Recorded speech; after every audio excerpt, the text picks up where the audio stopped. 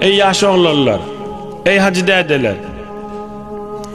Her kim hiç kim görmeyen vaktinde halvatına, hiç kim görmeyen vaktinde halvatına ibadeti hiç ibadeti yok bolsa hiç vakt hakikat musulmançılığı yetip bilmez. Şunu mekan billah kal. Her kim hiç kim yok vaktinde yekocöydü. Meni Hudayım görüptü deyip bismillahsinne, özünün salavatınla, özünün namazınla yekocöydü vaktinde da Hudayım yada salyan adam hakikat musulmançılık ve hakikat imanı pay alıp dünyadan geçecek adamdır inşallah.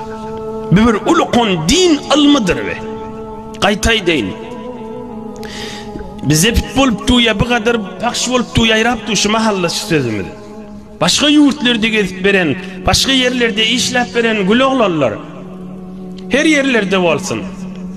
Şu yatacak bolununu hiç kim eşitmeyeni Bismillahirrahmanirrahim deyip canı bilen Hudayın Bismillah diye aytyan adam iman nuru bilen yetecektir dünyada. İman nurun dadıp hakikati yetecek adamdır. Ya şu uqs tutyancha Allahümme salli ala Muhammed ve ala ali Muhammed. Sallim ala Muhammed ve ala ali Muhammed. Allahümme barik ala Muhammed ve ala ali Muhammed.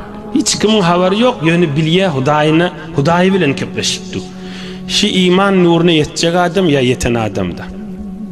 Ama adam görmeyecek yerini aslan hatta Bismillah'ını doğru etmeyen olsa aslan bir bername, bir din, bir musulmançılık öyle bilen Hudayı'nın nuru bilen işi yok olsa iman hakikatinden dağıtmayacak adamda.